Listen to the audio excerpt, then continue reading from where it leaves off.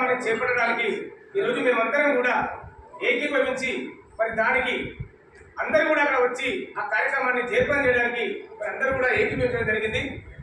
అదేవిధంగా కేంద్ర ప్రభుత్వం యొక్క వైఖరిని ఎస్సీ వర్గీకరణ అంశం మీద కేంద్ర ప్రభుత్వం యొక్క వైఖరిని విరమించుకోవాలని చెప్పేసి మేము డిమాండ్ చేస్తున్నాం. దాంతోపాటు మొన్న 16వ తారీఖు రోజు పత్రికలో వచ్చినటువంటి సమాచారం సుప్రీంకోర్టు గైడ్లైన్స్ ప్రకారంగా సుప్రీంకోర్టుకు విరుద్ధంగా రాజ్యాంగానికి విరుద్ధంగా కేంద్ర రాష్ట్ర ప్రభుత్వాలకు ఎలాంటి హక్కు లేదో షెడ్యూల్ క్యాస్ట్ను విభజించే హక్కు ఎవరికి లేదని చెప్పేసి సుప్రీంకోర్టు ఏదైతే తీర్పు ఇచ్చిందో ఆ తీర్పును అన్ని రాజకీయ పార్టీలు గౌరవించాలని చెప్పేసి ఈ సందర్భంగా మేము కోరుతా ఉన్నాం. మరి అంతేకాకుండా కేంద్ర ప్రభుత్వానికి షెడ్యూల్ క్యాస్ట్ మీద వాళ్ళకు ప్రేమ ఉంటే వారి యొక్క అభ్యున్నతి కోసం ప్రత్యేకమైన బడ్జెట్ను కేటాయించాలని చెప్పేసి మేము కేంద్ర ప్రభుత్వాన్ని మేము డిమాండ్ చేస్తున్నాం. కానీ దళితుల మధ్యలో విభేదాలు తీసుకొచ్చేసి మరి ఓటు బ్యాంకు రాజకీయం చేస్తే మరి కబడ్డాలని చెప్పేసి కూడా ఈ సందర్భంగా హెచ్చరిస్తున్నాం. ఎందుకంటే దళితుల అభివృద్ధి కోసం పాటుపడాలి కానీ దళితులను విచ్ఛిన్నం చేసి రాజకీయానికి దూరం చేసి ఆర్థిక రాజకీయ సామాజికంగా మరి విద్యా ఉద్యోగ ఉపాధి రంగాల్లో వెనుకబడతనానికి దారితీస్తే కబడ్దారు అలాంటి వ్యక్తులకు చెప్పేసి కూడా ఈ సందర్భంగా మేము హెచ్చరిస్తున్నాం. మరి అంతేకాకుండా ఏదైతే కేంద్ర ప్రభుత్వం చేపడుతున్నటువంటి ప్రభుత్వ సంస్థలను ప్రైవేటీకరణ చేస్తున్నటువంటి పద్ధతి విధానాన్ని మేము తీవ్రంగా ఖండిస్తున్నాం.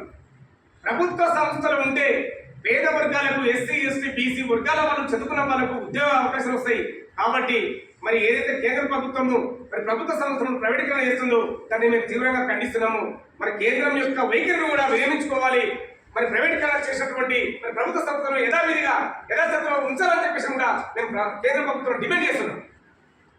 అంతేకాకుండా మరి దేశవ్యాప్తంగా ఎస్సీ ఎస్టీలపై జరుగుతున్న దాడులను తీవ్రంగా ఖండిస్తున్నాం. మరీ ముఖ్యంగా ఉద్యోగులపై జరుగుతున్నటువంటి వేధింపులను దాడులను తీవ్రంగా ఖండిస్తున్నాం. అలాంటి వారిపై చట్టపరమైన చర్యలు తీసుకొని వారికి శిక్ష పడేలా పూర్తిగా సర్వీస్ నుంచి రిమూవ్ చేసే విధంగా కేంద్ర ప్రభుత్వాలు స్పందించాలని చెప్పేసి కూడా ఈ సందర్భంగా మేము గుర్తు చేస్తా ఉన్నాం. అంతేకాకుండా ఏదైతే రైతుల కోసం నల్ల చట్టాలు ఇచ్చారో వాటిని రద్దు చేయాలని చెప్పేసి డిమాండ్ చేస్తున్నాం. ఏదైతే క్రిమినల్కు సంబంధించినటువంటి చట్టాలు నూతన నేర చట్టాలు 3 ఏవైతే ఉన్నాయో దాంట్లో కూడా పేద వర్గాలకు మరి అన్యాయం జరుగుతుందనే విషయం తెలిసింది. మరి వాటిని మేము తీవ్రంగా ఖండిస్తున్నాం. మరి వాటిని కూడా మీరు విరమించుకోవాలి, తొలగించాలి. మరి పేద ప్రజల కోసం అభివృద్ధి కోసం పాటుపడాల్సిన కేంద్ర రాష్ట్ర ప్రభుత్వాలు ఒకసారి ఆలోచించాలి. ప్రజలకు కూడా ఎప్పుడు కూడా ఇబ్బందులు గురి చేసే విధంగా కేంద్ర రాష్ట్ర ప్రభుత్వాల ప్రవర్తన ఉండకూడదని చెప్పేసి కూడా ఈ సందర్భంగా నేను తెలియజేస్తా ఉన్నాను. అదేవిధంగా తెలంగాణ రాష్ట్రంలో ఉన్నటువంటి మానలకు హైదరాబాద్ నగరంలో 5 ఎకరాల భూమిని కేటాయించి 20 కోట్ల రూపాయలతో మరి మన రాష్ట్ర ప్రభుత్వము మన మాల భవనాన్ని నిర్మించాలని చెప్పేసి మరి తెలంగాణ రాష్ట్ర ప్రభుత్వానికి మేము విజ్ఞప్తి చేస్తున్నాం, డిమాండ్ చేస్తున్నాం. దాంతోపాటు లోయర్ ట్యాంక్లో ఉన్నటువంటి అంబేద్కర్ భవనాన్ని పునర్నిర్మాణం వెంటనే ప్రారంభించాలని చెప్పేసి కూడా మేము ప్రభుత్వానికి విజ్ఞప్తి చేస్తున్నాం. మరి దాంతోపాటు భాగ్యరెడ్డి వర్మ గారి కాల్సే విగ్రహాన్ని మరి ట్యాంక్ బండ్పై నిర్మించాలని చెప్పి ఏర్పాటు చేయాలని చెప్పేసి కూడా మేము ఈ సందర్భంగా మేము గుర్తు చేస్తా ఉన్నాం. దాంతోపాటు పివి రావు గారి విగ్రహాన్ని కూడా ట్యాంక్ బండ్పై ఏర్పాటు చేయాలని చెప్పేసి కూడా మేము ఈ సందర్భంగా డిమాండ్ చేస్తున్నాం. మరి అంతేకాకుండా ఏదైతే వార్షిక ఆదాయం మరి ఈటీఎస్ వాళ్ళకు 8 లక్షల వరకు పెంచారు. అదేవిధంగా ఎస్సీ ఎస్టీ అదేగాక ఓవర్సీస్ స్కాలర్షిప్ ఏదైతే ఉందో అది ప్రస్తుతము ప్రతి విద్యార్థికి 20 లక్షల రూపాయలు ఇస్తుంది. ఆ 20 లక్షల రూపాయల నుండి 30 లక్షల వరకు పెంచాలి. ప్రతి సంవత్సరం 500 విద్యార్థులకు అవకాశం కల్పించాలని చెప్పేసి ఈ సందర్భంగా నేను గుర్తు చేస్తూ ఉన్నాను.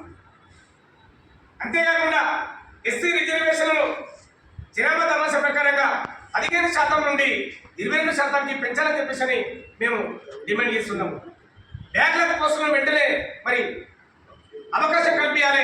మరి ఉద్యోగ అవకాశం కల్పించేసి బ్యాక్లాగ్ పోస్టులను వెంటనే భర్తీ చేయాలని చెప్పేసి కూడా ఈ సందర్భంగా నోటీస్ ఇచ్చేసి మరి బాధితులకు ఎవరైతే మరి నష్టపోయిన వాళ్ళకి అన్యాయం జరుగుతుంది. కాబట్టి 41 సిఆర్పిసి నోటీసును వెంటనే రద్దు చేయాలి. ఎవరైతే మరి నిందితులు ఉంటారో వాళ్ళని వెంటనే అరెస్ట్ చేయాలని చెప్పేసి కూడా ఈ సందర్భంగా నేను గుర్తిస్తూ ఉన్నాను. అదేవిధంగా రాష్ట్రంలో ఉన్నటువంటి అంబేద్కర్ అభయస్థం పథకం ద్వారా 12 లక్షల రూపాయలు ఏదైతే రాష్ట్ర ప్రభుత్వం ఇస్తామన్నదో ఆ పథకాన్ని వెంటనే ప్రారంభించి ప్రజల్లోకి తీసుకువెళ్ళి ప్రజలందరికీ కూడా మరి న్యాయం చేయాలి. ఎస్సీ ఎస్టీ వాళ్ళకు పేద వృద్ధుల ప్రజలకు మరి న్యాయం చేయాలని చెప్పేసి మేము రాష్ట్ర ప్రభుత్వాన్ని కోరుతా ఉన్నాం. మరి ఏదైతే ఎస్సీ కార్పొరేషన్ ఉందో ఎస్సీ కార్పొరేషన్ కు నిధులు కేటాయించి మరి అది కంటిన్యూ కొనసాగించాలని చెప్పేసి కూడా ఈ సందర్భంగా మేము గుర్తు చేస్తా ఉన్నాం. సప్లా నిధులు ఏవైతే ఉందో సప్లా నిధులను మరి పక్కదారి పట్టకుండా మరి ఆ సప్లా నిధులను సరైన పద్ధతిలో మరి ముందుకు తీసుకుపోయే బాధ్యత, అభివృద్ధి పథకం నడిపించే బాధ్యత రాష్ట్రం మీద ఉంది కాబట్టి, ప్రభుత్వం మీద ఉంది కాబట్టి వాటిని కూడా సరైన పద్ధతిలో మరి ముందుకు నడిపాలని చెప్పేసి కూడా ఈ సందర్భంగా నేను గుర్తు చేయకుండా ఏదైతే ఇప్పుడు ఉన్నటువంటి ప్రభుత్వము మరి పేద వర్గాలకు మరి గతంలో 3 ఎకరాల భూమి ఇచ్చారు. మరి 3 ఎకరాల భూమిలో కానివ్వండి మరి అనేక పథకాలలో చాలా అన్యాయం జరిగింది, తీవ్ర అన్యాయం జరిగింది. మరి ఆ అన్యాయాన్ని సరిచేయడానికి మరి రాష్ట్ర ప్రభుత్వము చొరవ తీసుకోవాలని చెప్పేసి ఈ సందర్భంగా గుర్తు చేస్తా ఉన్నా. ముఖ్యంగా ఎస్సీ ఎస్టీ ఉద్యోగులపై, మరీ ముఖ్యంగా మాల ఉద్యోగులపై, అనేక డిపార్ట్మెంట్లో ఉన్నటువంటి ఉద్యోగులపై అనేక దాడులు, దౌర్జన్యాలు, హత్యలు